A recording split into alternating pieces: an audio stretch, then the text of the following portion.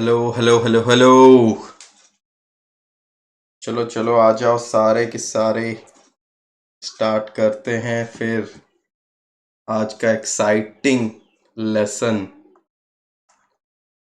जो कि है how I cracked net JRF। मैं इसमें आपको अपनी जर्नी के बारे में बताऊंगा और जो भी टिप्स एंड ट्रिक्स रही जो मैंने अपने एक्सपीरियंस से सीखी हैं आपके लिए वो मैं बताऊंगा। और इसमें हम लोग इंटरेक्ट करेंगे एक दूसरे के साथ और देखेंगे कि अगर आपको कोई भी डाउट है रिगार्डिंग प्रिपरेशन या फिर कैसा भी छोटा सा कोई भी डाउट होगा तो वो लोग हम लोग डिस्कस करेंगे। और फ्यूचर की नेट के बाद आप क्या कर सकते हो, JRF के बाद क्या होता है, जो भी छोटा सा छोटा कन्फ्यूजन है सब लोग आज मिलके इसको क्लियर करेंगे। आप अपने क्वेश्चंस जो हैं वो पूछ सकते हो। फिर जल्दी से आ जाइए, फिर स्टार्ट करते हैं। जल्दी से जुड़ जाइए। ममता जी गुड इवनिंग, गुड इवनिंग। जल्दी से थोड़ा सा शेयरिंग हो जाए, शेयर हो जाए, क्योंकि इसमें काफ़ी आपको प्रिपरेशन 30 डे बचे हैं कम, मतलब अब एग्जामिनेशन तो अगले मंथ से ही है। तो हो सकता है आपके पास 30 डे या 15 डे कितने दिन बचे हैं उसमें लास्ट मिनट स्ट्रैटेजी क्या होनी चाहिए, आखिरी में मैं कैसे पढ़ता था और क्या मेरे लिए काम किया और क्या मेरे लिए काम नहीं किया, तो वो हम लोग देखेंगे। तो जल्दी से और लोग जुड़ जाए, फिर हम लोग स्टार्ट करते हैं। ठीक है, तो पहले तो मैं अपना इंट्रोडक्शन दे देता हूँ आप लोगों को कि मेरा नाम प्रखर है। सो मैंने नेट 3 टाइम क्वालिफाई किया है, 2018 में, 19 में, 20 में। ठीक है, तो मेरा कोड जो था वो था 55 जो कि ह्यूमन रिसोर्स मैनेजमेंट होता है, और मैंने MBA भी करी हुई है। तो मैं मैनेजमेंट कोड 17 पे भी पढ़ाता हूँ। और मेरा JRF भी हुआ था विथ 99.4 परसेंटाइल इन 2019। और रिसेंटली मैंने अन अकेडमी ज्वाइन किया है। तो अगर आपको नहीं पता तो मैं इसलिए आपको इंट्रोडक्शन दे रहा हूँ। सो अगर आपको कोई भी सब्सक्रिप्शन, प्लस सब्सक्रिप्शन या फ्री क्लासेस को अवेल कराना है तो आप मेरा कोड यूज़ कर सकते हैं, PRAKHAR प्रखर। और चलिए फिर स्टार्ट कर देते हैं। जैसा कि आपको पता ही है, गुड इवनिंग, गुड इवनिंग, कि एग्जामिनेशन एकदम समझ लीजिए आ ही गए हैं। तो मैं तो बोलूँगा कि आप प्लस सब्सक्रिप्शन ले सकते हैं अपनी प्रिपरेशन और स्ट्रॉन्ग करने के लिए। क्यों ले सकते हैं? इंडिया के इसमें टॉप एजुकेटर्स हैं, इंटरेक्टिव लाइव क्लासेस हो रही हैं, स्ट्रक्चर्ड कोर्सेज, PDF सब कुछ मिल रहा है, रिवीजन चल रहा है, ठीक है, लाइव टेस्ट क्विजेस चल रहा है। और अगर आपको एक पर्सनल कोच चाहिए, स्टेप बाय स्टेप सोल्यूशन चाहिए, डाउट सॉल्विंग चाहिए, तो आप एक आइकॉनिक बैच भी ज्वाइन कर सकते हैं।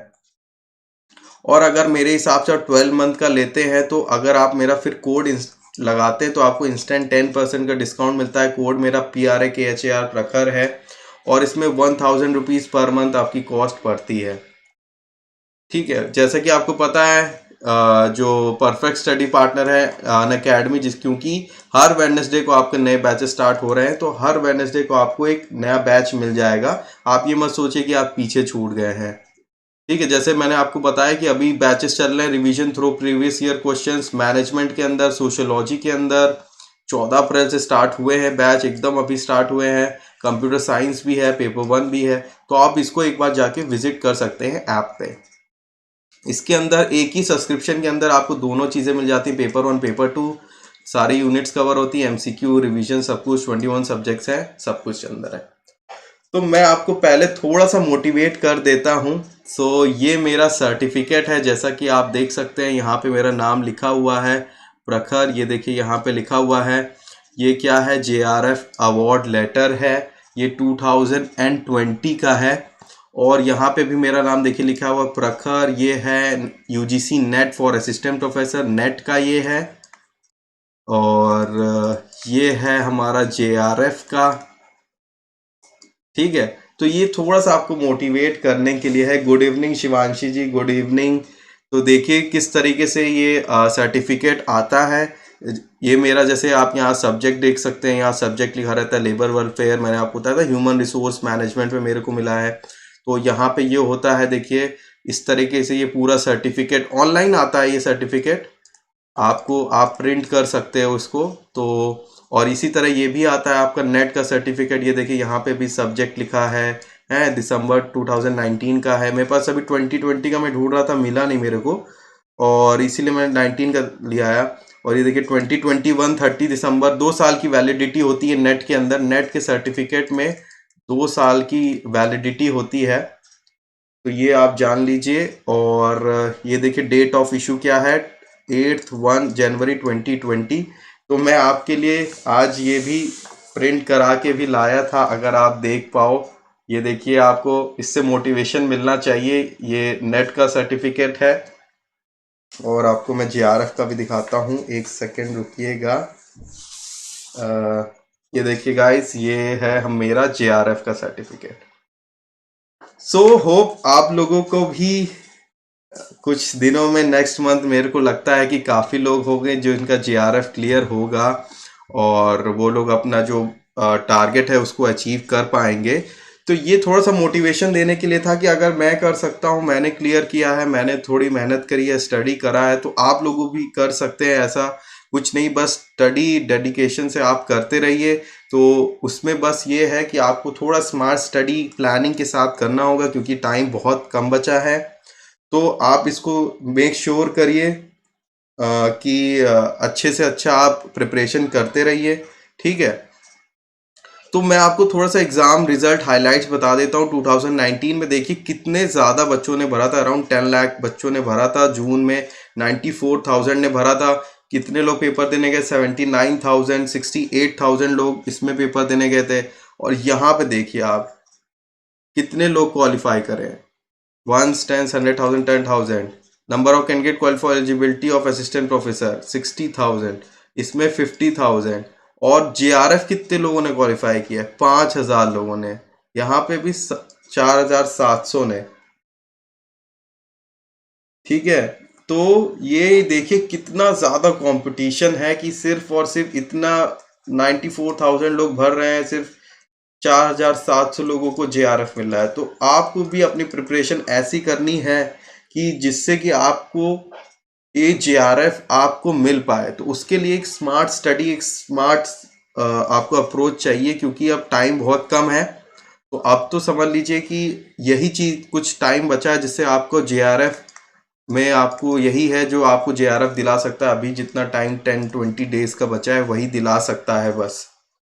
तो पहले मैं आपको बता देता हूँ, सिलेबस होता है पेपर 1 और पेपर 2। पेपर 1 आपको जैसे पता ही होगा कि 50 मार्क्स का होता है। इसके अंदर 50 क्वेश्चंस का होता है, 100 मार्क्स का होता है। और पेपर 2 होता है हमारा 100 क्वेश्चंस का, ये होता है 200 मार्क्स का। तो टोटल हम लोग के मार्क्स कितने होते हैं, 300 मार्क्स के होते हैं। ये चीज़ आप समझ लीजिए, ठीक है। ममता जी कह रही हैं कि सर मेरा 1 पॉइंट से नेट रह गया था, लेकिन कोशिश है जेआरएफ की। जरूर निकलेगा ममता जी, कोई दिक्कत की बात नहीं है। मैं आपको थोड़े से इसमें लास्ट मिनट जो स्ट्रैटेजी है अभी आगे आपको मैं समझा देता हूं कि आखिरी में अप्रोच कैसे करना है। आप पूरे साल प्रिपरेशन करते हैं, जो लास्ट मिनट अप्रोच होती है ना, वही आपकी, जो आप बोल रहे हैं ना 1 पॉइंट, 2 पॉइंट, 3 क्वेश्चन, 4 क्वेश्चन, वही आपको समझ लीजिए वही आपको दिला देगी जेआरएफ, ठीक है। तो वही हम लोग आगे डिस्कस करेंगे। पहले हम लोग पेपर को समझ लेते हैं। क्या होता है भाई, 50 नंबर का होता है, 100 नंबर का होता है। तो लोग पहली गलती क्या करते हैं, वो पेपर 2 पे ज्यादा फोकस देते हैं और पेपर 1 पे कम फोकस देते हैं। तो क्या होता है, उनका नेट कभी कभी निकल जाता है, लेकिन वो जेआरएफ में कुछ मार्क्स से चूक जाते हैं। तो उसका इसीलिए वो चूकते हैं क्योंकि उनका पूरा फोकस पेपर 2 पे उतना नहीं, पेपर 1 पे नहीं होता है जितना उनका होना चाहिए। उसी की वजह से क्या होता है कि एक कुछ मार्क्स से 2 क्वेश्चन, 3 क्वेश्चन, 4 क्वेश्चन, 10 नंबर से आपका जेआरएफ रुक जाता है। फिर आपको 6 महीने का वेट करना होता है। 6 महीने काफी लंबा समय होता है, तो उतना वेट करना होगा, दोबारा पेपर देना होगा, ये सब करना होगा, ठीक है। तो आपका ये अप्रोच होनी चाहिए, जितना आप टाइम इसमें दे रहे हैं इतना ही टाइम पेपर 2 में भी दीजिए, इतना ही पेपर 1 में दीजिए। अगर सुबह थोड़ा पेपर 1 पढ़ लिया, शाम को पेपर 2 पढ़ लिया, आपको ऐसा नहीं करना है कि पेपर 2 पेपर 2 पेपर 2 पढ़े जा रहे हैं, ठीक है। सर क्वेश्चन नहीं होंगे क्या? हाय नेहा जी, हाय शिवांशी जी, क्या हाल चाल है आप लोग के? तो शिवांशी जी, मैं इसमें आपको थोड़ा सा ना बताऊंगा कि आखिरी टाइम पे क्या स्ट्रैटेजी होनी चाहिए किसी भी जैसे नेट को अप्रोच करने की, जो मैं अप्रोच करता था। और आपके कोई भी कंफ्यूजन है रिगार्डिंग प्रिपरेशन तो आप वो पूछ सकते हैं, मैं आपको वो सॉल्व करके बताऊंगा। तो ये है ठीक है। तो इसमें क्या होता है मैं आपको बता देता हूँ कि कट ऑफ कितनी जाती है। अगर आप लोगों का सब्जेक्ट रहता है तो मैं आपको दिखा देता हूँ। ये रहा कट ऑफ। पहले हम लोग सिलेबस देख लेते हैं कि क्या सिलेबस होता है पेपर वन का, जैसे कि हम लोग डिस्कस कर रहे थे कि क्या होता है। 10 यूनिट है, उसके अंदर टीचिंग एप्टीट्यूड हो गया, रिसर्च हो गया, कॉम्प्रिहेंशन हो गया, कम्युनिकेशन हो गया, लॉजिकल रीजनिंग है, डेटा इंटरप्रिटेशन है, इंफॉर्मेशन है, पीपल एंड डेवलपमेंट इन्वायरमेंट है, ठीक, और हायर एजुकेशन है।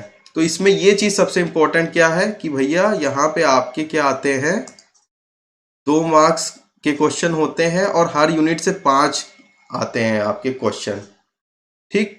तो इसमें आपको क्या ध्यान देना है कि आपको पहले तो ये फाइंड आउट करना है कि आपका कौन से यूनिट स्ट्रांग है, स्ट्रांग यूनिट कौन से हैं और वीक यूनिट कौन से हैं। अगर आपको ये पहले कैसे पता कर सकते हैं, आप ये कैसे पता करेंगे, ये पता कर सकते हैं आप मॉक पेपर देके। हर यूनिट से 5 क्वेश्चन आते हैं, तो आप पूरा 50 मार्क्स का मॉक पेपर दीजिए, 3-4 मॉक पेपर दीजिए। उसके बाद आपको एक आइडिया मिल जाएगा कि हाँ भाई मेरा डीआई में कम नंबर आ रहा है, ठीक है, या लॉजिकल रीजनिंग में कम नंबर आ रहा है, या आप कह सकते हैं कंप्यूटर में कम नंबर आ रहा है, रीडिंग में कम नंबर आ रहा है। तो ये अप्रोच रखिए कि पहले आप कम से कम 5 मॉक दीजिए फुल लेंथ। तो आप उसके बाद आपको एक आइडिया लग जाएगा कि भाई क्या है, क्या मतलब मेरा वीक सेक्शन क्या है और क्या स्ट्रांग है। तो ये सबसे इंपॉर्टेंट है, वीक और स्ट्रांग को पता करना। ये आपको पता चल गया, फिर आगे की हम लोग डिस्कस करते हैं आगे कैसे करना है। तो मैं आपको एक और चीज बताता हूं कि काफी लोग डरते भी हैं, कट ऑफ क्या है, कट ऑफ क्या है, कट ऑफ क्या है। जैसे मैं अपना एग्जांपल देता हूं, तो मेरे सब्जेक्ट में कट ऑफ जाती है अराउंड 206 या अराउंड 2010 के अराउंड फॉर जेआरएफ। ये जेआरएफ की बात हो रही है। तो इसमें भी अगर आप देख सकते हैं सिर्फ और सिर्फ 70% आपको स्कोर करना है। तो आप ये मत सोचिए कि हमें पूरा सिलेबस कवर करना ही करना है। कुछ हो सकता है कि आपको चीज़ें छोड़नी भी पड़े, अगर वो छूट रही हैं तो कोई भी इशू नहीं है। जो चीज़ स्ट्रांग है उसी पे फोकस रखिए, क्योंकि जेआरएफ मात्र 70% पे निकल जाता है, ऐसा नहीं है कि 100% पे निकल रहा है। समझ रहे हैं आप। तो ये मत सोचिए कि भैया आप जेआरएफ निकालना है तो हमें 100% सिलेबस चाहिए। हो सकता है किसी चीज को कोई आपको डिफिकल्टी हो रही है समझने में, या फिर अब टाइम कम है। तो मेरा एडवाइस यही रहेगी आपके लिए कि प्लीज आप फोकस अपने स्ट्रॉन्ग पॉइंट पे रखिए। और जो आपको लग रहा है कि अब मेरे पास इतना सफिशिएंट टाइम नहीं है इस टॉपिक को कवर करने का, तो छोड़ दीजिए। 2 नंबर आएगा, 4 नंबर आएगा, नेगेटिव मार्किंग है नहीं, तो थोड़ा सा किस्मत भी आजमा लेंगे, ठीक है, कोई दिक्कत नहीं है, ठीक।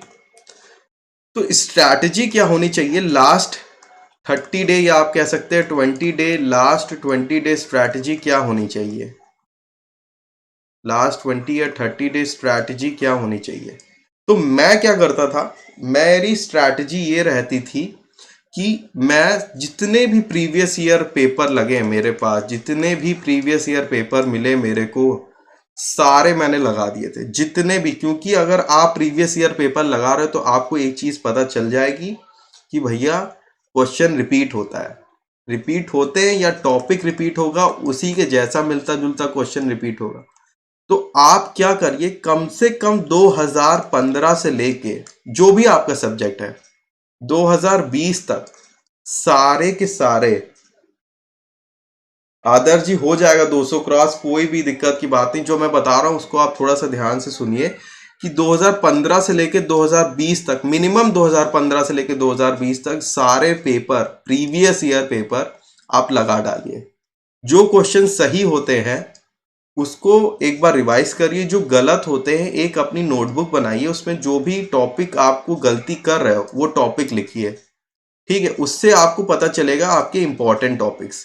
क्योंकि जब भी आप क्वेश्चन पेपर लगाओगे तो आपको पता चलेगा कि हाँ पर्टिकुलर सिलेबस से इस टॉपिक से क्वेश्चन आते हैं हर बार। उस ये चीज आपको पता चल जाए कि हाँ किस टॉपिक से कितना क्वेश्चन आ रहा है, वही है पूरा।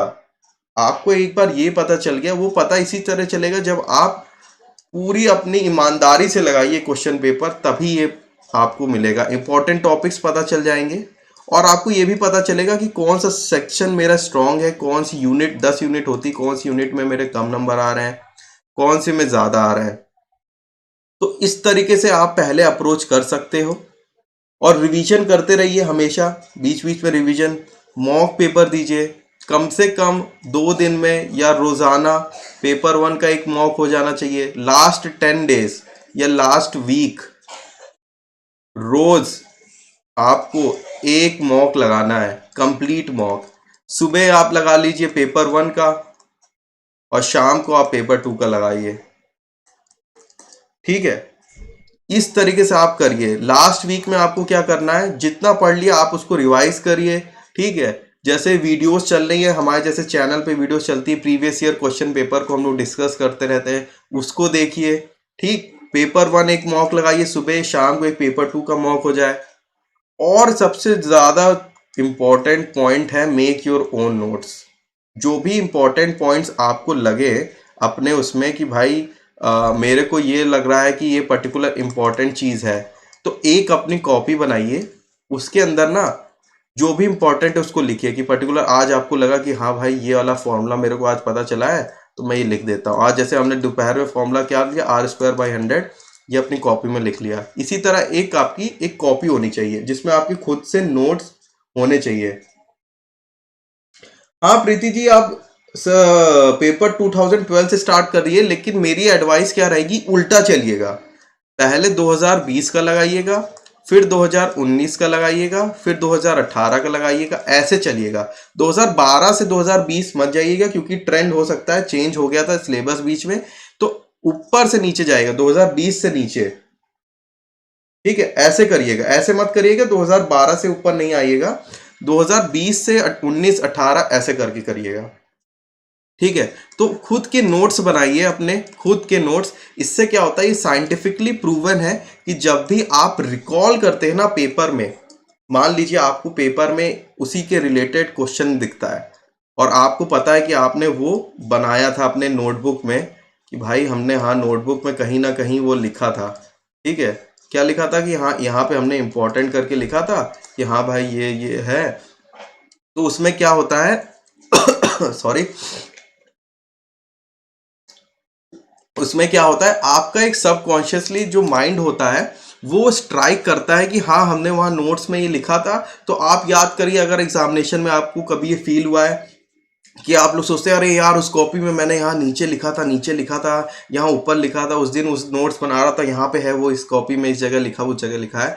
तो उससे आपका क्यों लिखते हैं, जब आप हैंड का यूज करते हैं, कॉपी का यूज करते हैं, जब लिखते हैं, तो आप एक सबकॉन्शियसली एक मेमोरी बना रहे होते हैं, तो वो बहुत ही फायदा देती है। तो मैं एडवाइस करूंगा जो भी आपको इंपॉर्टेंट पॉइंट्स लगे एक कॉपी बनाइए, उसको नोट करिए। कोई क्वेश्चन आपको लगा कि हाँ यार ये क्वेश्चन बहुत बढ़िया है, लिख दिया कॉपी के अंदर। कुछ नया फॉर्मूला मिला, कुछ नई चीज मिली, तो एक कॉपी बनाइए, उसके अंदर इसको आप रखिए।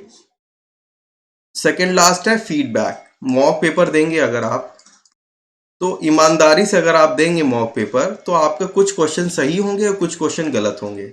जो सही होंगे वो आपको देखना है कि हाँ ये मेरा स्ट्रांग पॉइंट है, आगे ऐसा कोई क्वेश्चन आए तो गलत नहीं होना चाहिए।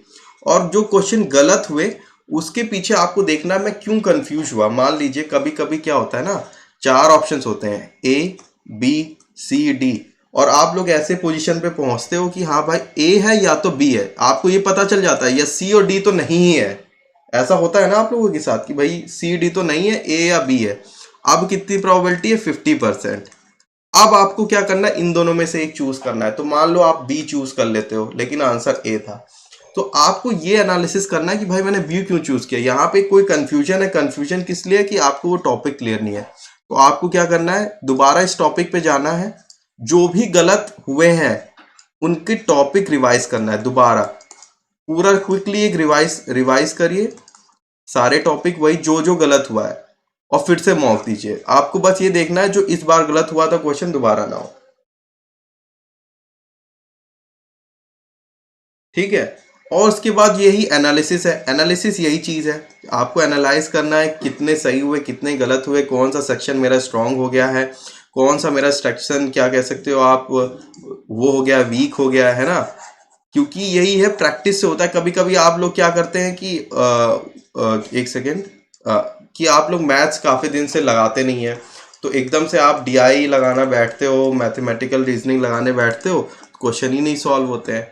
तो उससे क्या है, प्रैक्टिस की वो कमी हो जाती है। तो रोज आप मॉक पेपर लगाइए, 5 ही सेक्शनल मॉक लगाइए, रोज क्वेश्चन प्रैक्टिस करिए तो हो जाएगा, ऐसे कोई इसमें इशू नहीं है। और लोग काफी चीज पूछते हैं हर बार कि भाई सर नेट क्लियर करने से आखिर होगा क्या, है ना। और सर जेआरएफ में क्या होता है, कितने रुपए मिलते हैं, क्या चीज होनी चाहिए, कैसे होता है, ठीक। तो मैं आपको कुछ एडवांटेज बता देता हूँ नेट एग्जाम के अंदर क्या क्या एडवांटेज होते हैं। कि पहला क्या होता है कि आप एलिजिबल होते हो असिस्टेंट प्रोफेसर बनने के लिए कॉलेजेस इन इंडिया। मतलब जैसे कई कॉलेजेस होते हैं, गवर्नमेंट कॉलेजेस होते हैं, उनके यहाँ जब भी कोई भी असिस्टेंट प्रोफेसर की जॉब आती है तो उसमें लिखा होता है कि आपको एलिजिबल होना चाहिए या फिर आपको नेट तो क्लियर ही होना चाहिए, तभी आप यहाँ पे फॉर्म भर सकते हो या इंटरव्यू दे सकते हो। पहला क्राइटेरिया होता है कि भाई नेट तो क्लियर होना बहुत जरूरी है। तो पहली चीज ये हो गई। दूसरा क्या होता है कि कहीं कहीं अगर आप देखो तो डायरेक्ट इंटरव्यू होता है, आपका इंटरव्यू होता है। मतलब आपको जिसने नेट क्वालिफाई किया है उसको रिटर्न एग्जाम देने की ज़रूरत नहीं है, वो सीधे इंटरव्यू दे सकता है। अगर नेट क्वालिफाई नहीं किया तो आपको रिटर्न एग्जाम देना पड़ेगा, तो वहां पे आपको एक एडवांटेज मिलता है, ठीक। दूसरा क्या है कि आपको जेआरएफ मिलता है। जेआरएफ का फुल फॉर्म क्या होता है भाई, जूनियर रिसर्च फेलो। ये आपको गवर्नमेंट ऑफ इंडिया आपको पैसे देती है रिगार्डिंग, आप पढ़ते रहो, पढ़ने के पैसे देती है। इससे बढ़िया क्या चीज़ हो सकती है, आप पढ़ रहे हो, कोई काम नहीं कर रहे हो, आप पढ़ते रहो, सिर्फ उस पढ़ने के लिए आपको जो गवर्नमेंट ऑफ इंडिया है वो पैसा देती है, अगर आप एमफिल या पीएचडी करते हो। तो इसमें क्या होता है कि इसमें आपको एक और फायदा होता है, बहुत टॉप यूनिवर्सिटी जो है, टॉप कॉलेजेस जो हैं, अगर उसमें आपको एमफिल या पीएचडी में एडमिशन चाहिए तो आपको पहले क्या देता होता है, रिटर्न देना होता है, ये सब देना होता है, वो देना होता है। अगर आपको वो उससे बचना है तो आप सीधे जेआरएफ निकालिए, तो डायरेक्ट आपका इंटरव्यू होगा, ठीक है। और फॉर एडमिशन और फॉर जॉब, जॉब का जैसे मैंने बताया आपको इंटरव्यू होता है डायरेक्ट। और प्राइवेट सेक्टर में भी अगर आप एलिजिबल असिस्टेंट प्रोफेसर बनना चाहते हो, प्राइवेट यूनिवर्सिटी में भी बनना अगर चाहते हो, तो उसमें भी बहुत फ़ायदा मिलता है, एडवांटेज मिलता है कि अगर आप प्राइवेट यूनिवर्सिटी में जाते हो, आप बताते हो कि मैं नेट क्वालिफाइड हूँ या जेआरएफ क्वालिफाइड हूँ, तो एक एज मिलता है कि आप, हाँ, अगर जो भी इंटरव्यूअर है वो सोचेगा कि हाँ इस पर्सन को पर्टिकुलर सब्जेक्ट बारे में बहुत अच्छे से नॉलेज है, अगर वो जेआरएफ या नेट क्वालिफाइड है तो लोग पूछते हैं कि सर जेआरएफ में अमाउंट कितना मिलता है, कितना पैसा मिलता है। सो अराउंड 30 to 35,000 मिलता है एज अ जेआरएफ। 5 साल के लिए वैलिड होता है, 2 साल आपका होता है जेआरएफ और 3 साल होता है आपका एसआरएफ। और इसके अंदर आपके डिफरेंट कंपोनेंट होते हैं, एचआरए होता है और भी डिफरेंट कंपोनेंट्स होते हैं। एचआरए जो होता है आपका सिटी वाइज सिटी डिफरेंशिएट करता है, जो सिटी में आप हो उसके हिसाब से वो ऊपर नीचे होता रहता है। तो approx 30 to 35,000 depending on city JRF होता है। तो 2 साल तक जेआरएफ चलता है। 2 साल के बाद क्या होता है, आपकी एक प्रेजेंटेशन होती है, आप कह सकते हो टेस्ट टाइप का होता है, जिसमें एक पैनल होता है, वो आपको जो जितनी भी आपने 2 साल के अंदर काम किया है उसको जज करता है कि हाँ पर्टिकुलर 2 साल में इन्होंने बहुत अच्छा काम किया या फिर जितना काम किया वो सेटिस्फैक्ट्री है नहीं। अगर वही चीज़ है 2 साल में अगर आपने अच्छा काम किया तो वो आपको प्रमोशन देते हैं। क्या प्रमोशन देते हैं, एसआरएफ। एसआरएफ क्या होता है, सीनियर रिसर्च फेलो, एसआरएफ होता है। ये होता है सीनियर रिसर्च फेलो, ये होता है जूनियर रिसर्च फेलो। इससे आपको प्रमोट करते हैं जब इसमें आपको प्रमोट किया जाता है तो उससे आपकी जो वो होती है स्कॉलरशिप, वो भी बढ़ती है, अराउंड 40 to 45,000 हो सकती है।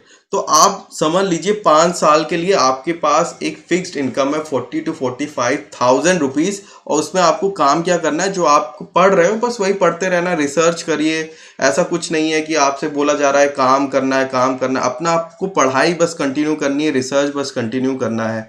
ठीक, तो सबसे बढ़िया बात इसकी यही है कि आपको पढ़ते हुए पैसे मिल रहे हैं, जैसा भी आपको खर्चा मिल रहा है। लेकिन इसमें एक और बात है, लोग कभी कभी पूछते हैं सर मैं अगर जेआरएफ निकाल लूं तो सर मेरे को क्या पैसा मिलेगा हमेशा? ऐसा नहीं है कि हमेशा पैसा ऐसा नहीं मिलता है। अगर जेआरएफ की स्कॉलरशिप तभी अवेल होगी जब आप पीएचडी या एमफिल में एडमिशन लोगे। अगर आप एडमिशन नहीं लेते हो तो ये जो है आपकी जो स्कॉलरशिप है वो अवेल नहीं होगी। ये इसके डॉक्यूमेंट में भी लिखा रहता है कि अगर आपको एडमिशन लेना होगा और जिस कॉलेज में आप एडमिशन लोगे वो जो है ना यूजीसी को इन्फॉर्म करता है कि हाँ पर्टिकुलर कैंडिडेट ने हमारे यहाँ एडमिशन ले लिया है और आप इसको आप स्कॉलरशिप ग्रांट कर सकते हो। ठीक, तो ये होता है इसके अंदर एसआरएफ और जेआरएफ। और भी इसके अंदर पैसे मिलते हैं रिगार्डिंग हो गया आपका रिसर्च जनरल के लिए, ट्रैवलिंग के लिए, अगर आप कॉन्फ्रेंस में जा रहे हो तो उसके लिए भी सैंक्शन होता है। आपको रिसर्च में कुछ इक्विपमेंट चाहिए, कुछ अलग से कोई चीज़ चाहिए तो उसके लिए भी सैंक्शन मिलता है। ठीक है, तो अगर आपको कोई भी क्वेश्चन हो रिगार्डिंग प्रिपरेशन या फिर आपको मेरे से कोई भी क्वेश्चन पूछना है तो आप प्लीज़ जल्दी से कमेंट बॉक्स का यूज़ करिए और कोई भी क्वेश्चन आप पूछ सकते हैं। तो मेरा तो फोकस है जो प्रीति जी पूछ रही हैं सर जो प्रीवियस ईयर क्वेश्चन में करंट होती है क्या वो भी अच्छे से करनी होती है? तो देखिए मैं आपको इसमें क्या बोलता हूँ कि करंट जो है उसको आप डेली बेसिस पे पढ़ते रहिए। थोड़ा थोड़ा अगर एक साथ आप पढ़ेंगे ना तो बहुत ज़्यादा बर्डन हो जाता है, क्योंकि एकदम से बहुत ज़्यादा होता है। तो उसमें सबसे अच्छी बात ये होती है कि आप उसको डेली थोड़ा थोड़ा पढ़ते रहिए। ठीक है, डेली क्लासेस मेरे हिसाब से चलती रहती हैं यूट्यूब चैनल पे, अनअकैडमी पे, डेली करंट अफेयर की, तो उसको आप लेते रहिए। और प्रीवियस ईयर की बात हुई करंट की, तो उसको अगर आप लगाओगे ना तो उससे आपको क्या पता चलेगा कैसा क्या नेट में क्या पूछा जाता है, किस तरह के करंट अफेयर पूछे जाते हैं, तो उससे आपको ना एक आइडिया लग जाएगा।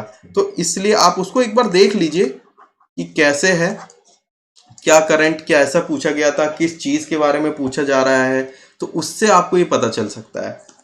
तो अब मेरे को कोई क्वेश्चन अगर आपके है दिमाग में रिगार्डिंग हल्की सी भी कोई भी प्रिपरेशन है या कोई डाउट है रिगार्डिंग प्रिपरेशन या मैथमेटिकल रीजनिंग में या डीआई में कोई दिक्कत आ रही है, कैसे पढ़ना है, क्या करना है लास्ट मोमेंट में, तो आप प्लीज जल्दी से पूछिए। स्नेहा बोलिए करंट अफेयर कितने मंथ के पढ़ने होंगे? तो मेरे हिसाब से आप जैसे मई में पेपर है तो आप क्या कर सकते हो, 2 मंथ, अगर टाइम आपके पास सफिशियंट है तो 3 मंथ्स का आप मिनिमम पढ़ के जाओ, इम्पोर्टेंट 3 मंथ्स का। लेकिन अगर टाइम कम है तो 2 मंथ्स का, मई से 2 मंथ पहले का आप पढ़ के चले जाओ, 2 मंथ का आप पढ़ के चले जाओ, इतना ही इतना आपके लिए सफिशियंट है। ठीक, exam will be postponed till June mid. ठीक, अक्कू भी बोल रही है एग्जाम क्या पोस्टपोन्ड हो सकते हैं? देखिए क्या होता है कि अभी जैसे पिछली बार क्या हुआ था आपको पता ही है, कोविड चल रहा था तो एग्जाम पोस्टपोन्ड हो गए थे। और अगर आप लोगों को अगर आज न्यूज़ मिली हो तो 12th के जो बोर्ड हैं वो भी पोस्टपोन्ड हो गए हैं, और 10th के बोर्ड को क्या कर दिया गया है कि जो भी इंटरनल मार्किंग होगी तो ये हो भी सकता है कि पोस्टपोन्ड हो जाए और हो सकता है ना भी हो, क्योंकि जब तक ऑफिशियल नोटिस नहीं आ जाती तब तक आपको कैसे पता, आप कैसे बता सकते हो कि भैया आप पोस्टपोन्ड हो ही जाएगा? जब तक ऑफिशियल उनके यूजीसी की वेबसाइट पे नहीं आता है तो ये कोई इसमें आप ये नहीं कह सकते पोस्टपोन्ड होगा कि नहीं होगा। तो आप क्या कर सकते हो, आप अपनी प्रिपरेशन स्टार्ट रखो, जैसे आप पढ़ रहे हो वो पैसे पढ़ते रहो। पोस्टपोन्ड हो गया तो बहुत अच्छी बात है और अच्छा टाइम मिल जाएगा प्रिपेयर करने के लिए, नहीं होता है तो भी बढ़िया बात है, हम तो प्रिपेयर कर ही रहे थे, दे आएंगे पेपर। ठीक है, अब क्या बोल रहे हैं कि करंट अफेयर कितने मंथ के? जी हाँ ये बता दिए। भारती जी पूछिए हायर एजुकेशन में सर कोई स्ट्रैटेजी? देखिए हायर एजुकेशन काफ़ी वाइड टॉपिक है, तो स्ट्रैटेजी क्या होगी, पहले तो आप क्या करिए, सिलेबस होगा आपके पास, या तो नहीं है तो यूजीसी की वेबसाइट से डाउनलोड करिए। उसमें देखिए जो जो टॉपिक लिखा है उसके अंदर, चलिए मैं देख ही लेते हैं। सिलेबस है मेरे पास हायर एजुकेशन का, मैं आपको बता देता हूँ। सिलेबस यहाँ पे खुला हुआ है, ये देखिए हायर एजुकेशन है यहाँ पे।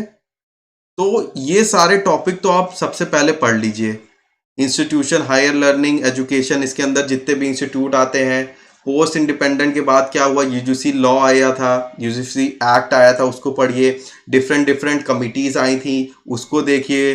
ठीक है, नॉन कन्वेंशनल लर्निंग प्रोग्राम, जितने भी प्रोग्राम्स चल रहे थे इंडिया के अंदर, अलग अलग एजुकेशनल पॉलिसीज थी, वो देख लीजिए। ठीक है, और value education, environmental education, policies, governance, administration. तो ये एक आपको एक बेसिक चीजें बता रही है। ऐसा नहीं है कि यही चीज है कि आपको बस इतना ही करना है, ये आपको एक आइडिया दे रहा है क्या पढ़ना है। ठीक, फिर आप क्या करिए, प्रीवियस ईयर के पेपर जाइए, प्रीवियस ईयर के पेपर खंगालिए जाके।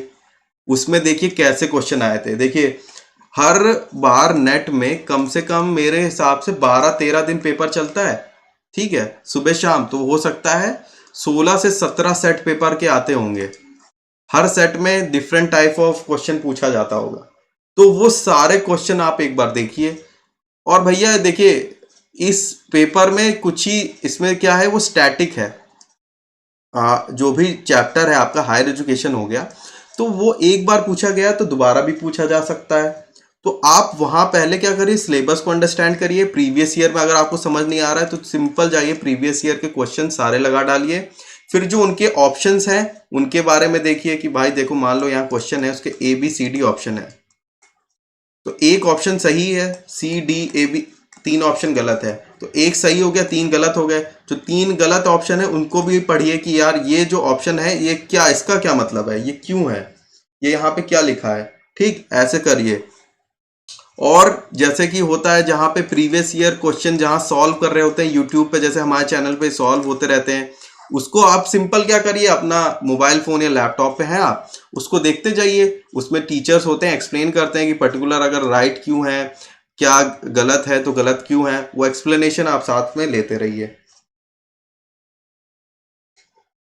और AA M07 पूछ रहे हैं how to prepare for paper second. तो पेपर सेकेंड का भी अब मैं आपको एक आइडिया मैंने बताया है, ये सेम स्ट्रैटेजी है। प्रीवियस ईयर क्वेश्चन पेपर आप लगाइए, 2020 से स्टार्ट करिए, फिर 2019 का लगाइए, इसी तरह सारे लगाइए। और आपको उससे क्या पता चलेगा, इंपॉर्टेंट टॉपिक्स पता चल जाएंगे, आपको एक पैटर्न नजर आएगा कि हाँ पर्टिकुलर इस यूनिट से ये क्वेश्चन आ रहे हैं, इस तरह के क्वेश्चन आ रहे हैं। तो उसको एक फ्रेम बन जाएगा आपके दिमाग में कि हाँ क्या पढ़ना है, किससे क्वेश्चन आ रहे हैं, किससे नहीं आ रहे हैं। फिर उसके हिसाब से जो भी आपका पेपर 2 है, जो अगर आपका अनअकैडमी पे कोई आपको टीचर मिल जाता है तो बहुत ही बढ़िया, उनसे जाके आप गाइडेंस लीजिए। और अगर कोई बुक फॉलो कर रहे हैं तो वो टॉपिक आप पढ़ लीजिए। राजू ने सर 10 ईयर का पेपर सॉल्व करना चाहिए क्या? देखिए मेरे हिसाब से 10 ईयर की मतलब नहीं है कि करना चाहिए, 10 ईयर का करना चाहिए कि नहीं। क्योंकि क्या हुआ था, जैसे आप लोगों को पता है 2018 के बाद पेपर चेंज हो गया, सिलेबस चेंज हो गया। तो अब 2010 का जो पैटर्न है वो जरूरी नहीं है 2020 में फॉलो हो रहा होगा। मेरे हिसाब से क्या करना चाहिए आपको, 2020 के सबसे पहले जितने भी पेपर हुए सारे सॉल्व कर लीजिए, फिर 2019 का, फिर 2018 का। तो इस तरीके से उल्टा लेके चलिए, ऐसे ना शुरू करिएगा 2010 से 11 12 ऐसे नहीं, 2020 से 19, 19 से 18 ऐसे। और क्या पूछ रहे हैं लोग, स्नेहा जी बोले सर JRF क्लियर होने के बाद एडमिशन से पहले इंटरव्यू होता है क्या सर? हाँ जी स्नेहा, इंटरव्यू होता है। इंटरव्यू में क्या होता है मैं आपको बता देता हूं।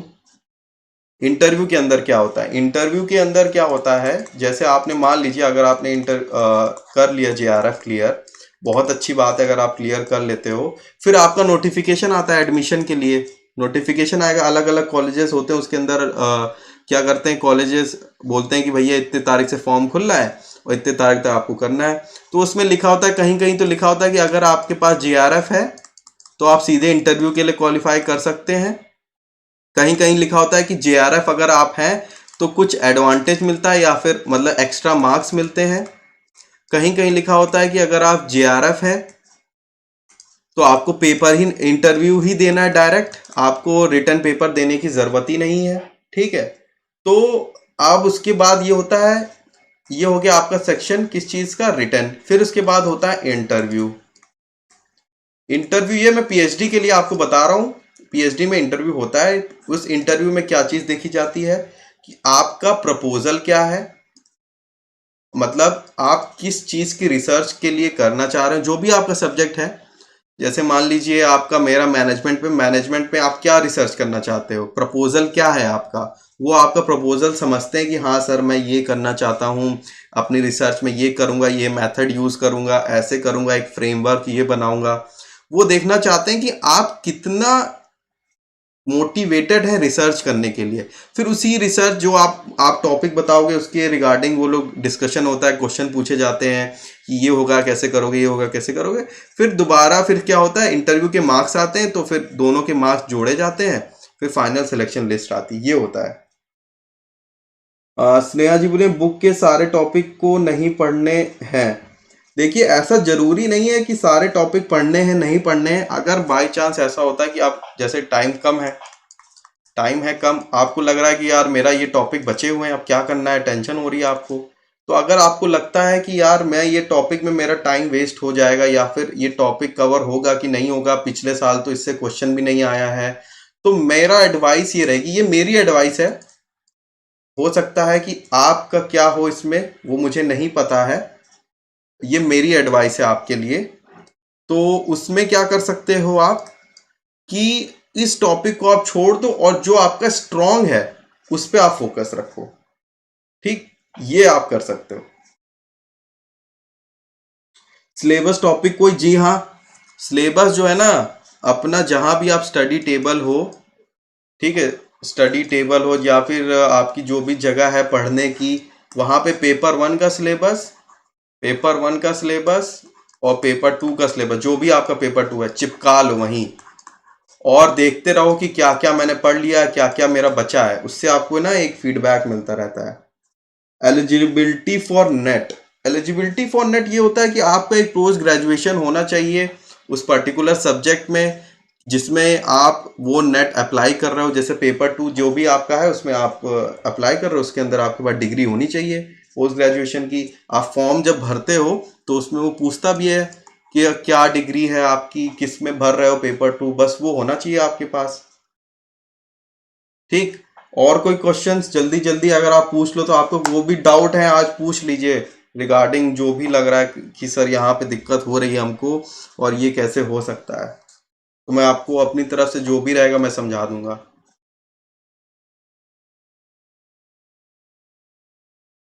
जल्दी जल्दी कोई दिक्कत अगर है रिगार्डिंग जेआरएफ या कुछ भी है नेट से, कोई भी इस एग्जाम से कोई भी रिलेटेड आपके पास कोई भी डाउट है तो आप पूछ सकते हैं अभी। क्योंकि क्लास में लोग पूछते रहते हैं सर ये कैसे होगा, फॉर्म कब आएगा, क्या करना है, कैसे करना है, तो इसीलिए मैंने सोचा आज ये वाली क्लास लेते हैं। ठीक है। इग्नू के बुक हेल्प करते हैं क्या सर नेट, मतलब वो आप पे डिपेंड करता है कि अगर आपका वो इग्नू का जो भी मटेरियल है वो आपके सिलेबस से मैच कर रहा है, वो टॉपिक मैच कर रहा है, आपको अगर लगता है कि हाँ ये बेनिफिशियल है, इससे मेरी प्रिपरेशन स्ट्रांग हो सकती है, तो आप करिए यूज। लेकिन मेरी एडवाइस रहेगी कि कम से कम बुक का यूज करिए, स्टिक टू लेस बुक्स, या फिर 1 या 2 बुक पे ही अपना फोकस रखिए। ज़्यादा बुकों के चक्कर में मत पड़िए कि ये बुक भी ले लूँ, ये बुक भी ले लूँ, ये वाली भी ले लूँ, ये सब ले लूँ, सब भर के रख लूँ। किताबों का एकदम ढेर लग जाता है और वो जब सामने आप देखते हो तो काफ़ी स्ट्रेस आता है कि ये भी नहीं पढ़ा, वो नहीं पढ़ा। तो मेरी एडवाइस रहेगी कि सिंगल बुक से चलिए आप, एक कोई बुक उठाइए अच्छे ऑथर की, ठीक, उससे फोकस करिए। डाउट हो तो आप जैसे यूट्यूब चैनल है हमारा यूजीसी अनअकैडमी यूजीसी नेट, उसके ऊपर आप क्या करिए, आइए डाउट पूछिए, कमेंट सेक्शन है खाली पड़ा है। क्या पूछ रहे हैं, according to you important topic covered in two 2020 paper 1 please guide. मतलब मेरे हिसाब से कौन से according to you important topic covered in 2020 paper 1, तो इसके लिए आप क्या करिए मैं बता रहा हूँ आपको। मैं जैसे क्या चल रहा है, हम लोग की एक सीरीज चल रही है मैथ क्रैश कोर्स की, तो इसमें हम लोग क्या करते हैं, हर रोज 12 बजे रोज प्रीवियस ईयर का पेपर प्रीवियस ईयर का पेपर कि जो प्रीवियस ईयर के क्वेश्चंस हैं, या फिर आप कह सकते हो सॉल्व करते हैं, साथ में मिलके सॉल्व करते हैं, लाइव क्लास में लाइव पूरा पेपर सॉल्व किया जाता है। तो आप वो उस पे ज्वाइन कर सकते हो, तो आपको खुद ही पता चल जाएगा। आप जब सॉल्व करोगे ना वो पेपर, आपको पता चल जाएगा कि क्या इंपॉर्टेंट है क्या इंपॉर्टेंट नहीं। और अब मैं भी बताता रहूंगा कि ये देखिए ये क्वेश्चन दोबारा रिपीट हुआ, अभी उस दिन सॉल्व किया था। तो अभी हम लोगों ने एक क्लास करी है इसकी, तो दोबारा भी होगी, तो प्लीज आप इसको ज्वाइन करिए। 12 बजे होती है क्लास रिगार्डिंग दिस। और क्या है सर, डेली कितना पढ़ना चाहिए अगर दिसंबर में एग्जाम देना है तो? अगर दिसंबर में देखिए एग्जाम देना है, आप दिसंबर का टारगेट कर रहे हैं, तो डेली देखिए ये डिपेंड नहीं करता है आप कितना पढ़ रहे हो, कितने घंटे पढ़ रहे हो। ऐसा कुछ नहीं होता है कि पर्टिकुलर घंटे अगर आप पढ़ रहे हो तो आपका नेट निकल जाएगा, ऐसा कोई लॉजिक नहीं है। आप बस ये देखिए कि आप अच्छे से विदाउट डिस्ट्रैक्शन, अगर आप डेली बेसिस पे पढ़ रहे हो, एक ही घंटा अगर पढ़ रहे हो विदाउट डिस्ट्रैक्शन, मतलब पूरा फोकस के साथ, तो वो भी काफ़ी है दिसंबर तक के लिए। ऐसा नहीं है कि आप 6 घंटा पढ़ रहे हो लेकिन उसमें आपका मन ही नहीं लग रहा है 6 घंटे में, कि भैया बस बैठे हैं कॉपी लेके, एक पन्ना भी नहीं पढ़ा। और कभी कभी होता है कि आप 1 घंटे में आप एक चैप्टर निकाल लेते हो, कभी कभी होता है 6 घंटे में आपका एक चैप्टर नहीं होता है। तो वो डिपेंड करता है कि कितना मोटिवेटेड और डेडिकेटेड आप एक टॉपिक पे दे रहे हो। आप 1 घंटा पढ़ रहे हो, 2 घंटा पढ़ रहे हो, कोई इशू नहीं है, लेकिन आप डेली करिए। डेली आप समय निकालिए प्रिपरेशन के लिए। अगर दिसंबर के लिए आप जा रहे हो, सुबह निकालिए कुछ टाइम, शाम को कुछ टाइम निकालिए, निकालिए डेली। सर पेपर होगा या आगे बढ़ जाएगा? जी विकास जी, मेरा मानना ये है जब तक ऑफिशियल नोटिस नहीं आ जाती तो अपनी प्रिपरेशन आप मत रोकिए, क्योंकि होता है हर जगह अफवाहें होती हैं कि पेपर कैंसिल हो जाएगा, नहीं होगा, होगा कि नहीं होगा, कोविड केसेस आ रहे हैं, क्या होगा। ठीक है, लेकिन जब तक ऑफिशियल नोटिस नहीं आ जाती तो आप, उनको भी कुछ नहीं पता, हमको भी नहीं पता है, तो आप एक चीज क्या कर सकते हो, प्रिपरेशन आप चालू रखो। हो जाता है तो बहुत ही बढ़िया, आप तो प्रिपेयर हो ही, नहीं होता है तो और भी बढ़िया, और अच्छा प्रिपरेशन हो जाएगा, टाइम मिल जाएगा। और क्या है, पेपर 1 में 2020 सारे क्वेश्चन कहाँ से अवेलेबल होंगे? तो आप क्या कर सकते हो यहाँ पे भी, मैं क्या करा रहा हूँ, पेपर 1 जो है ना 2020 का ही, अभी तो हम लोग 2019 का सॉल्व करना शुरू किए हैं। अब क्या करने वाले हैं, 2019 के सारे सॉल्व करेंगे, 2020 के भी मैंने ढूंढ लिए हैं पेपर, वो भी सॉल्व करेंगे साथ में मिलके। कहाँ पे सॉल्व करेंगे, एक तो यूट्यूब पे 12 बजे मेरी क्लास होती है, जिसमें हम लोग प्रीवियस ईयर का क्वेश्चन लाइव आपके साथ मिलके सॉल्व करते हैं। ठीक, दूसरा कहाँ होती है, Unacademy free classes, free class है, कोई इसमें ऐसा नहीं है, फ्री क्लासेस है। कब, सैटरडे को 11 बजे, जिसमें हम लोग, इस बार का क्या टॉपिक है, डीआई प्रीवियस ईयर क्वेश्चन। जितने भी डीआई आए हैं आज तक 2019 या 2020 सब सॉल्व कर डालेंगे, खत्म डीआई, मतलब खत्म कर देंगे। 5 देखिए 5 क्वेश्चन आता है डीआई का, 5 क्वेश्चन समझ रहे हैं, 10 नंबर, 10 नंबर बहुत ज्यादा होता है, और 100% स्कोरिंग है ये। डीआई में आप डीआई में आप 5/5 ला सकते हैं बहुत आराम से, थोड़ी सी प्रैक्टिस की जरूरत है, वही चीज लिखी है यहाँ, प्रैक्टिस इज द की। ठीक है, तो फिर अगर और कोई क्वेश्चन है जल्दी जल्दी पूछ लीजिए, फिर जल्दी से और कोई क्वेश्चन, तो मैं आपको दोबारा बता देता हूं। कल तो मैं 12 बजे, जो भी स्टूडेंट है कोड 17 मैनेजमेंट का, या कोड 55 लेबर लॉ, या फिर ह्यूमन रिसोर्स मैनेजमेंट, इनके लिए प्रीवियस ईयर के क्वेश्चन की सीरीज लेके आ रहा हूं, मैनेजमेंट फंक्शंस की। ठीक है, तो आप वो कर सकते हैं। और दूसरा क्या है, हम लोग का सीरीज स्टार्ट हो रही है, previous year question paper solve करेंगे लाइव, लाइव मिलके साथ में। और क्या है भैया, पहली अपडेट ये है कि 12 बजे क्लास होती है, दूसरी क्या है, 6 बजे क्लास होती है, जिसमें हम लोग प्रीवियस ईयर सॉल्व करेंगे क्वेश्चन पेपर लाइव मिलके। सबसे बेनिफिशियल यही है कि लाइव सॉल्व करेंगे आपके साथ, तो आपको पता चलेगा क्या प्रोसेस है, क्या थिंकिंग प्रोसेस है, क्या टॉपिक इंपॉर्टेंट है, क्या नहीं पढ़ना है, क्या पढ़ना है। और तीसरी इंपॉर्टेंट टॉपिक क्या है भैया, कि अन अकेडमी के फ्री लाइव क्लासेस पे सैटरडे को 11 बजे हम लोग डीआई ख़त्म करने वाले हैं, डीआई को एकदम ख़त्म करने वाले हैं, खल्लास। हाँ ज्योति जी, कल अगर आप मैनेजमेंट की स्टूडेंट हैं या फिर कोड 55 लेबर या ह्यूमन रिसोर्स मैनेजमेंट की स्टूडेंट हैं, तो कल शायद मैं एक बार चेक कर ही लेता हूँ। आप कह रही हैं तो एक सेकेंड। हम्म। अ, कल कल कल कल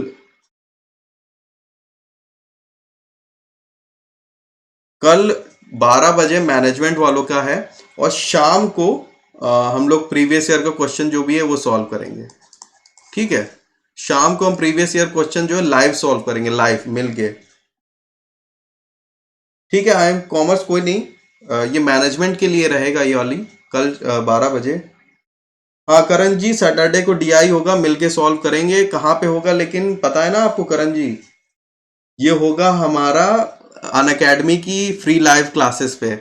उस पे अगर आपने मेरे को फॉलो नहीं किया है तो आप प्रखर वर्मा डाल के आप फॉलो कर सकते हैं अन अकेडमी ऐप पे, या तो आप नीचे डिस्क्रिप्शन में जाइए, लिंक दिया हुआ है, उस पर क्लिक करिए, फॉलो कर लीजिए, तो आपको नोटिफिकेशन मिल जाएगी। लेकिन मैं आप रोज क्लास में आइए, आपको अपडेट मिलती रहेगी। 11 बजे सैटरडे को अलार्म लगा लीजिए। ठीक है, डीआई खत्म होने वाली है उस दिन, पूरा सॉल्व कर देंगे, पूरा कुछ भी नहीं छोड़ेंगे, खत्म करना है उस दिन डीआई आपका 5 नंबर पक्का। और कोई क्वेश्चन अश्वनी जी, करण जी, कोई क्वेश्चन? यूट्यूब पे भी प्रीवियस ईयर के क्वेश्चन हम लोग सॉल्व कर रहे हैं, कल 6 बजे, 12 बजे भी है। अगर आप मैनेजमेंट स्टूडेंट है तो 12 बजे, 6 बजे अगर आप जनरल स्टूडेंट है। अन अकेडमी पे ऐप पे भी आ जाइए आप लोग, वहां पे अगर फ्री क्लास को अवेल कराना तो आप मेरा कोड यूज कर सकते हैं। ये कोड है, देखिए, PRAKHAR, ये डालिएगा, फ्री क्लासेस खुल जाएंगी आपकी। फ्री क्लासेस हैं, अपना सिंपल से करिए, कोई दिक्कत नहीं है। हाँ ऐप डाउनलोड करिए, उसके बाद आपको अगर देखिए मैं बता देता हूँ। ऐप डाउनलोड करेंगे, फिर यहाँ पे ऑप्शन आता है चेंज का, तो आप यूजीसी नेट सेलेक्ट कर लीजिएगा। फिर उसके बाद यहाँ टेस्ट पे जाइएगा। फ्री क्लासेस भी चलती रहती हैं, देखिए फ्री क्लासेस चलती रहती हैं, watch live class, free classes चलती रहती हैं। फ्री क्लासेस में जाइए, देखिए पेपर ऐसे, मॉक टेस्ट है, सब कुछ है, मैनेजमेंट है, उसमें कोड प्रखर डाल दीजिएगा, सब कुछ खुल जाएगा आपका फ्री का जितना भी है। जी हाँ Jyoti ji, app is very beneficial, test वेस्ट रहता है उसमें, आप करिए। अगर आपको प्लस सब्सक्रिप्शन भी चाहिए, आपकी प्रिपरेशन बहुत ही स्ट्रॉन्ग करनी है क्योंकि इसमें बहुत टॉप एजुकेटर्स हैं, वो अगर चाहिए तो भी आप मेरा प्रखर कोड यूज़ करिए, 10% का डिस्काउंट मिल जाएगा। और कोई क्वेश्चन भाई, जल्दी जल्दी बताइए। अगर कोई भी क्वेश्चन हो रिगार्डिंग प्रिपरेशन, कि कोई टॉपिक नहीं समझ में आता है, या फिर जिसमें आपको थोड़ी बहुत भी हेल्प चाहिए पेपर 1 में, तो आप बता दीजिए, तो मैं उसके लिए स्पेशल क्लास अरेंज कर दूंगा, जैसा भी आपको लगे। आफ्टरनून के क्वेश्चन दो आपने बोला था करवाएंगे, can you explain again? Ashwini ji आपने, ठीक है चलिए मैं करा देता हूँ, मेरे पास वो होगी स्लाइड, एक सेकंड, मैं एक सेकंड रुकिएगा। ओके, डिस्कार्ड यहाँ करते हैं, हम लोग वाली स्लाइड खोलते हैं जल्दी से। कहाँ गई अनअकैडमी क्वेश्चंस? ठीक है, यही वाली स्लाइड थी शायद,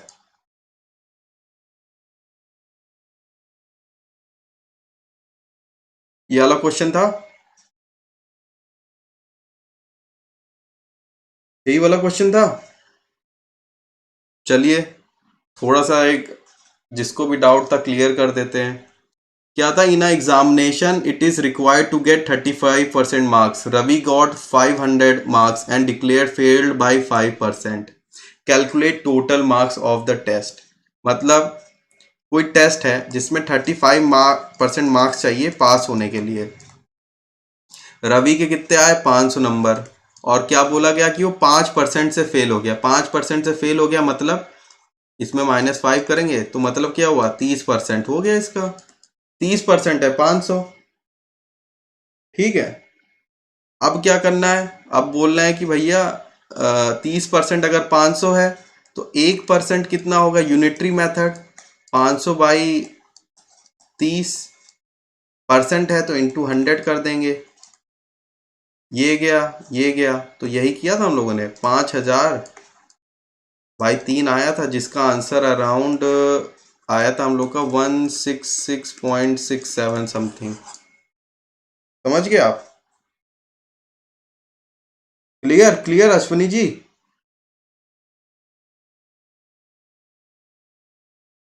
हम्म।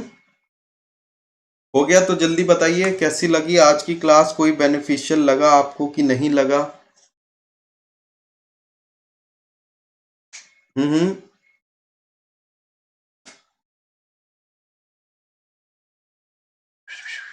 हाँ क्लियर हो गया। चलो और कोई डाउट रिगार्डिंग कोई भी टॉपिक हो पेपर वन का, जिसमें आपको डाउट है, जिसमें लगता है कि सर ये वाली क्लास हो जाए तो मजा ही आ जाए, आप बता दीजिए अभी। अगर कोई भी डाउट हो, छोटा से छोटा कोई भी, एकदम लग रहा हो कि सर ये कि नहीं आ रहा, कोई भी छोटा से छोटा हो, सब बता दीजिए। तो मैं एक स्पेशल क्लास उसकी अरेंज करूंगा, जिसमें जितने भी आपके छोटे से मोटे जो भी डाउट है सारे क्लियर हो जाएंगे। कोई टॉपिक नहीं समझ में आता है, बाइनरी हो गया है, बाइनरी कन्वर्जन हो गया, एवरेज नहीं आता है, या तो टीचिंग एप्टीट्यूड में किसी में रिसर्च में दिक्कत हो सकती है कहीं, कोई भी हायर एजुकेशन जो भी नहीं आ रहा है वो आप बता दीजिए। Ashwini ji thank you very much. अगर आपको ऐसा लग रहा है स्लॉग्स, ठीक है करण जी, मैं नोट कर ले रहा हूँ। स्लॉग स्लॉग की आपको मैं बहुत ही सही क्लास दे दूंगा आप, क्योंकि उसकी एक लोगों को उसके अंदर लैंग्वेज में दिक्कत होती है, तो उसकी सॉल्व करने की एक ट्रिक मैं बता दूंगा, उससे आप एक ही बार में सॉल्व कर लोगे, दोबारा देखने की जरूरत नहीं पड़ेगी। तो उसका स्लॉग्स का मेरे दिमाग में है। स्लॉग्स का मैं ये सोच रहा था कि पहले हम लोग ना डीआई और ये पूरा जितना भी मैथ वाला सेक्शन है खत्म कर लें एक हफ्ते के अंदर, फिर उसके बाद स्लॉग्स और जो ब्लड रिलेशन है ये सब लेके आते हैं, ठीक है? आ, हाँ अश्विनी जी, प्रैक्टिस चल रही है। अगर मैंने आपको बताया कल शाम को 6 बजे हम लोग प्रीवियस ईयर क्वेश्चन जो है साथ में सॉल्व कर लेंगे, साथ में चलिए, साथ में सॉल्व होगा, इससे ज़्यादा क्या प्रैक्टिस होगी। तो डाटा इंटरप्रिटेशन, तना तनजी जी से मैं बता देता हूं कि डाटा इंटरप्रिटेशन का अभी जैसे आपको अपडेट मैं दे देता हूं दोबारा। 11 बजे, 11 बजे 11 AM सैटरडे को सैटरडे को 11 बजे अन अकेडमी की ऐप पे लाइव क्लास है फ्री में, जिसमें हम लोग प्रीवियस ईयर डेटा इंटरप्रिटेशन सब जितने भी क्वेश्चन आए ना आज तक 2020 में 2019 में सारे सॉल्व करेंगे मिलके, ठीक? स्नेहा जी बोली रीजनिंग की क्लास, हाँ एक बार हम लोग का मैथ्स में 2-3 टॉपिक बचे हैं, उसको कर लेंगे, फिर अपना रीजनिंग स्टार्ट कर देंगे। ब्लड रिलेशन हो गया आपका, है एजेस वाला हो गया, और स्लॉग्स हो गया, जो जो आते हैं ना सारे कर डालेंगे। वो वो है मेरे दिमाग में। और कोई, और अगर आपको कुछ भी लगता हो ऐसे, आप थोड़ा दिक्कत जो भी आपको प्रॉब्लम है ना वो बता दीजिए, तो मैं ना मेरे को अच्छा एक मिल भी जाएगा कि क्या चीज़ पढ़ानी है और क्या नहीं पढ़ाना है, पता होना चाहिए ना। और आपको ये सेशन कैसा लगा, आप फीडबैक दे दीजिए भाई, क्योंकि पहली बार मैंने ये सेशन लिया है ऐसा कुछ, तो अगर आपका फीडबैक मिलेगा तो और अच्छा रहेगा। फीडबैक दे सकते हैं आप इस पे। फीडबैक बहुत ज़रूरी है, फीडबैक ऐसी चीज़ है जो आपको इम्प्रूवमेंट देती है आपके अंदर। स्टैटिस्टिक्स रेटेड रिसर्च पेपर में अगर कुछ करवाएं हो, ठीक है अश्विनी जी, मैं देखता हूँ। जो आपका रिसर्च वाला जो सेक्शन है उसके हम लोग क्या कर सकते हैं, इम्पोर्टेंट एमसीक्यू से हम लोग उसको पढ़ सकते हैं, और क्या कर सकते हैं हम लोग प्रीवियस ईयर क्वेश्चन से हम पढ़ सकते हैं। तो ये भी अच्छा आपने सजेस्ट किया, इसको भी हम लोग कवर करते हैं, ठीक है? तो मेरा बैकग्राउंड बीटेक का रहा है, बीटेक इलेक्ट्रिकल इंजीनियर हूँ मैं, और एमबीए भी किया है एचआर और ऑपरेशन से। तो मैं पूरा रिसर्च में भी, रिसर्च पेपर भी मैंने एक लिखा हुआ है एमबीए में अपना ऑपरेशंस में, तो मैं आपको रिसर्च के सारे जो भी मेथड है अच्छे से क्लियर करा सकता हूँ। क्या मेथड है, क्यों यूज़ करते हैं, क्या फ़ायदा होता है, क्या डिसएडवांटेज होता है, का स्क्वायर होता है हम लोग का, रिग्रेशन होता है, सारी चीज़ें होती हैं, वो आपको मैं सिंपल एक्सप्लेन कर सकता हूँ। जेड जेड टेस्ट होता है, टी टेस्ट होता है, डुअल नेचर ऑफ होता है, वो सब है ना, बेल कर्व होता है उसके अंदर, ये ऐसे स्क्यूनेस होती है, सब कुछ चीज़ें हैं, वो आपको सब कुछ एक्सप्लेनेशन मिल जाएगा। आपने अच्छा टॉपिक सजेस्ट किया, तो इसके अंदर मैं सिंपल एक्सप्लेनेशन लेके आऊँगा, फिर उसके बाद आप लोगों के लिए एक रिसर्च पे अच्छा सा एक एमसीक्यू बिल कराएंगे। और बताइए Karan ji. Very good, thank you Karan ji, Ashwani ji, thank you very much. Sneha ji बहुत अच्छा, ओके। अगर आपको अच्छा लगा तो बहुत खुशी हुई मेरे को। लास्ट आखिरी बार पूछ रहे हैं भाई, कोई दिक्कत, कोई सवाल? हाँ, मैं बता दूंगा आपको अश्विनी जी, कोई ऐसी कोई परेशानी नहीं है। वो मैं उसके पहले मैं सोच रहा था ना, पूरा मैथ एक बार हो जाए फिर करते हैं। रिसर्च मैं दोबारा करवा दूं, ठीक है। आपने बोला तो मैं रिसर्च भी देख लेता हूँ।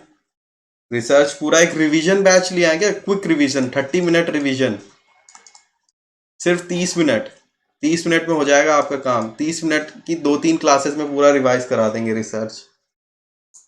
क्या बोलते हैं, सही आइडिया है, 30 मिनट रिवीजन सीरीज, क्या बोलते हैं? हम्म, क्या बोलते हैं स्नेहा जी, 30 मिनट टाइप की एक सीरीज कुछ चालू करते हैं, 30 minute revision series of research, मेरे को लगता है सही रहेगी।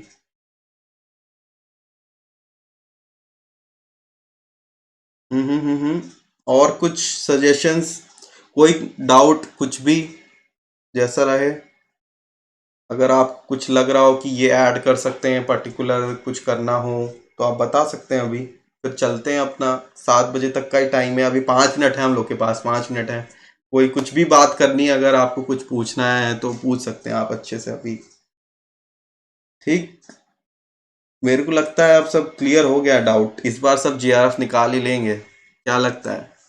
आपका निकल जाए तो बहुत ही अच्छी बात है, क्योंकि जब ऐसा आपको लेटर मिलता है ना, ये जैसे, तो बहुत अच्छा लगता है। मैं आपको दिखा देता हूँ दोबारा, ऐसा लेटर मिलता है, बहुत ही मोटिवेशन आता है, और बहुत अच्छा लगता है। ये एक तरीके से आप कह सकते हो, बताता है कि आपकी मेहनत को, कितनी आपने मेहनत करी थी, उसका एक कह सकते हो, एक प्रूफ है ये। ठीक। अली हसन बोल रहे हैं कि प्रीवियस ईयर विद एक्सप्लेनेशन, जी हाँ, शाम को हम लोग की चल रही है वो 6 बजे क्लास, जिसमें हम लोग करते हैं previous year live solution, live solve करते हैं, तो आप वो देख सकते हैं। कट ऑफ कितना होगा? ठीक है, कट ऑफ के लिए आप क्या कर सकते हैं, आप गूगल पे या फिर एनटीए की वेबसाइट पे जाइए। उस पे ना वो कट ऑफ की ना पीडीएफ रिलीज होती है हर साल की, जैसे 2020 की भी रिलीज हुई थी। तो उसमें ना अपना जो भी सब्जेक्ट है उसको सर्च कर लीजिए, हर सब्जेक्ट की कट ऑफ ओपनली मिल जाती है आपको। तो वहां से आप कट ऑफ देख लीजिए, क्या कट ऑफ जा रही है, क्या रिसेंट ट्रेंड चल रहा है। करण जी, आपकी सिस्टर ने जेआरएफ 82% सॉल्व किया, बहुत ही बढ़िया। अगर इतनी, काफी अच्छा, 82% तो बहुत बढ़िया मार्क्स हैं। करण जी, फिर आपको भी लाना ही पड़ेगा इस बार। 2020 कॉमर्स में आप देख लीजिए, मेरे को अभी आइडिया नहीं है, क्योंकि कॉमर्स में मैं पढ़ाता नहीं हूँ। तो आप क्या कर सकते हैं, 2020 का आप सर्च करिएगा गूगल पे, कट ऑफ जेआरएफ, तो आपको मिल जाएगा। उसी से इंस्पायर हो, हाँ, तो उसी से इंस्पायर होइए, उससे भी थोड़ा टिप्स एंड ट्रिक्स लीजिए, कैसे पढ़ना है, क्या करना है। तो आपकी तो सिस्टर ही है, तब तो कोई दिक्कत होनी नहीं चाहिए। और अगर कोई दिक्कत है तो हम तो हैं ही यहाँ पे यूट्यूब चैनल पे, आ जाइए यहाँ पे। चलो, लगता है अब 7 बजने वाले हैं, तो अपन लोग चलें क्या? बताओ। तो आज का थोड़ा सा सेशन मैंने थोड़ा सा इसीलिए रखा कि पढ़ाई से हटके थोड़ा बात करते हैं, क्योंकि प्रिपरेशन चलती रहती है, काफ़ी प्रेशर होता है, क्योंकि अब एग्जामिनेशन बहुत ही नज़दीक हैं। और आप ये मत सोचिए पोस्टपोन्ड होगा कि नहीं होगा, होगा तो होगा, नहीं होगा तो नहीं होगा। आप अपना जो है ना चल रहा है प्रिपरेशन, उसको करते रहिए, हो जाएगा तो देखी जाएगी, नोटिफिकेशन आ जाएगा। ये मत देखिए कि ये उसमें बोल रहे हैं ये हो रहा है, ये हो रहा है, कुछ भी हो रहा है। अगर आपका पोस्टपोन्ड होगा, ऑफिशियली आपको यूजीसी नेट की या एनटीए की वेबसाइट पे पता चल जाएगा, कोई भी दिक्कत की बात नहीं है। अपनी आप प्रिपरेशन पे ध्यान रखिए, पोस्टपोन्ड होगा आपको पता चल जाएगा। ठीक।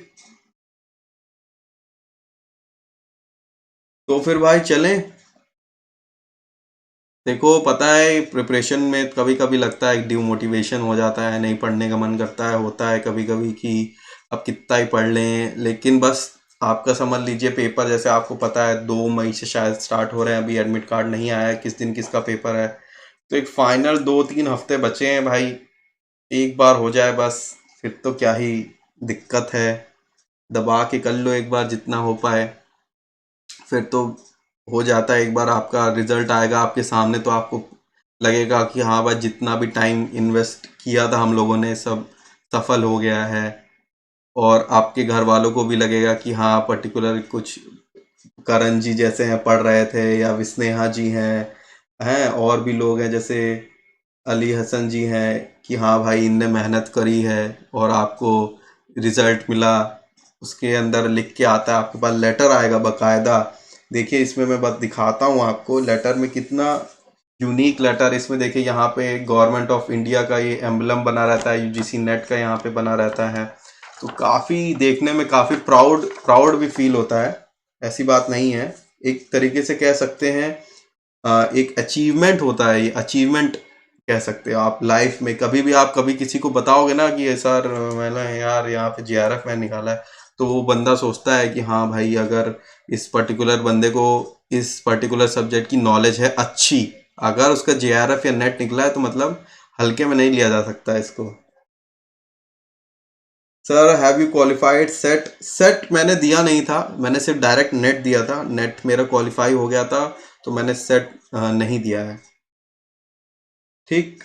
और भी कोई क्वेश्चंस अगर आपको हैं तो आप पूछिए, फिर वरना तो 7 तो बज गए हैं, चलने फिर, चलने का टाइम हो गया है। अगर आपको लगता है कोई क्वेश्चन है तो प्लीज़।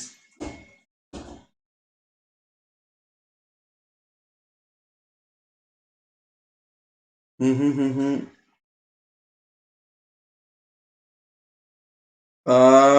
करण जी पीएचडी के लिए मैंने अप्लाई कर रखा है। अप्लाई करने का सोचा था मैंने, मैं सोच रहा था पीएचडी करने के लिए, लेकिन मेरे को अनअकैडमी से बहुत ही अच्छा अपॉर्चुनिटी मिली आपको पढ़ाने के लिए। मैं पहले से भी पढ़ा रहा था काफ़ी स्टूडेंट्स को। और जैसे कि आपको पता है जेआरएफ जो होता है वो 3 साल के लिए वैलिड होता है। अगर आप इस साल जेआरएफ निकाल लेते हो तो वो 3 साल के वैलिड होगा। तो अगर आप इस साल एडमिशन नहीं लेते हो तो उसके अगले साल ले सकते हो, उसके अगले साल भी नहीं लिया तो उसके अगले साल ले सकते हो। तो अभी तो मैं पूरा अपना टाइम अनअकैडमी पे आप लोगों को गाइडेंस देने के लिए कर रहा हूँ। पीएचडी का अगर मेरे को लगेगा तो अभी मेरे पास 2 साल का टाइम है, जैसा होगा आपको अपडेट मिल जाएगा, पता चल जाएगा। अभी तो मैं आपके साथ ही जुड़ा हुआ हूँ, अनअकैडमी के साथ हूँ, जिसमें मैं आप लोगों को गाइडेंस दूंगा, पूरा जो भी मेरी तरफ से हो पाएगा वो मैं करने की कोशिश करूंगा। और मयंक सिंह काफी लेट हो गए सर जी आप तो, इतना लेट होंगे तो ऐसे कैसे चलेगा, अब तो जाने का समय हो गया है, ऐसे कैसे चलेगा। चलिए, और कोई दिक्कत, जिला सिकवा कुछ? हम्म। अगर सही है, अगर कोई भी आपको लग रहा है डाउट, जो भी नए बच्चे जुड़े हैं रिगार्डिंग नेट प्रिपरेशन, कोई भी पेपर 1 में दिक्कत है कि सर ये नहीं समझ में आता है, वो हो रहा है बहुत। क्या पूछ रहे हैं कि how to make notes sir, how to make notes. तो ये काफ़ी आप कह सकते हैं पर्सनल डिसीजन भी होता है। पर्सनल एक हर पर्सन का, हर व्यक्ति का एक नोट मेकिंग का तरीका होता है। लेकिन मैं ये एडवाइस करता हूँ कि आप अपने नोट्स बनाइए खुद, ठीक है। क्योंकि लोग क्या करते हैं, पीडीएफ डाउनलोड कर लिया इधर से, किसी की फ़ोटो कॉपी ले ली है, उसमें फिर अपना एफर्ट नहीं डालते हैं। एफर्ट नहीं डालेंगे तो आप ये एग्ज़ाम नहीं क्लियर कर पाएंगे। और नोट्स कैसे बनाना है, आपको पूरा एकदम आंसर राइटिंग नहीं करनी कि लिखते चले जा रहे हैं लिखते चले जा रहे हैं, क्योंकि आपको एक चीज़ समझनी है कि जो क्वेश्चन आएगा ना वो ऑप्शंस में आएगा, ए बी सी डी आएगा। ये नहीं बोलेगा कि आप लिखो, उसके अंदर लिखना नहीं है। उसके अंदर आपको ये चीज़ समझना है, पेपर में आपको लिखना नहीं है कि मैं लिखूँ आप उसमें कि क्वेश्चन, ये जैसे कॉलेजेस या स्कूल में होता था कि राइट ऐसे, ये उसमें लिखना नहीं। आपको क्या समझना है, आपने कोई भी टॉपिक पढ़ा, मान लीजिए कोई भी टॉपिक आपने पढ़ा, फिर आप अपनी तरफ से सोचिए उसको कि अगर मेरे को बोला जाता कि भैया आप इसमें से क्वेश्चन बनाओ, इसमें से क्वेश्चन बनाओ, तो आप क्या करते? जो आपका जैसा दिमाग चल रहा है वैसा एग्जामिनर का भी दिमाग चलेगा। एग्जामिनर कोई मंगल ग्रह से थोड़ा ना है, वो भी तो आप ही की तरह इंसान है, उसके लिए कोई चीज़ इंपॉर्टेंट है। तो आप बस एग्जामिनर का पर्सपेक्टिव देखिए कि यार ये ऐसे एग्जामिनर ये क्वेश्चन बना सकता है, अपने हिसाब से क्वेश्चन बनाइए। आपको वही चीज़ बस इंपॉर्टेंट टॉपिक, इंपॉर्टेंट टर्म्स याद रखने हैं। कुछ डिफिनीशन हो गया वो याद रखनी है, डेट्स हो गई वो याद रखना है, इंपॉर्टेंट टर्म है कोई कि मतलब ये कुछ नया चीज़ है, कोई वर्ड है उसको नोट डाउन करना है। क्वेश्चन बनाने हैं, उसी के अंदर रिलेट करना है कि पिछली बार ये क्वेश्चन में पूछा गया था इस तरीके से, बस ये करना है। After qualifying NET B Ed is not required. AM07G, इसके बारे में तो मेरे को शायद अभी जानकारी नहीं है कि रिक्वायरमेंट होता है कि नहीं, और किसके लिए आप पूछ रहे हैं ये मेरे को नहीं पता है। तो इसको अगर आप थोड़ा क्लियर करें तो मैं बताऊं। Maxi sorry sir, please accept my apologies. कोई नहीं, चलिए आपको भी माफ कर दिया, कोई दिक्कत नहीं है, लेट हो गए तो क्या हो गया। और कोई क्वेश्चन? ठीक है, फिर आप खत्म करें क्या भाई? कैसा लगा आपको आज का सेशन? अगर आपको अच्छा लगा वो सेशन तो please thumbs up, thumbs up, thumbs up कर दीजिए। फिर चलते हैं जल्दी से जल्दी से। कोई बात नहीं, थैंक यू, थैंक यू। अगर आपको सजेशन मेरा आपको इफेक्टिव लगा तो थैंक यू। और आपको पता है कल 12 बजे मैनेजमेंट कोड 17 और कोड 55 के लिए एमसीक्यू सीरीज है। शाम को हम लोग 6 बजे क्या करने वाले हैं, पेपर सॉल्व करने वाले हैं। और सैटरडे को 11 बजे क्या करने वाले हैं, डीआई सॉल्व करने वाले हैं। लेकिन सैटरडे वाली क्लास कहाँ है? अनअकैडमी की ऐप पे, वो भी फ्री फ्री। तो दिक्कत की कोई बात नहीं है। ठीक है, चलिए फिर अब यहीं पे ये सेशन ख़त्म करते हैं। और अगर होप आप लोगों की तैयारी अच्छी चल रही है और चलती रहनी चाहिए, और होप ये वाला सेशन आपकी तैयारी में थोड़ी वैल्यू ऐड करेगा। Okay, thank you and have a nice day.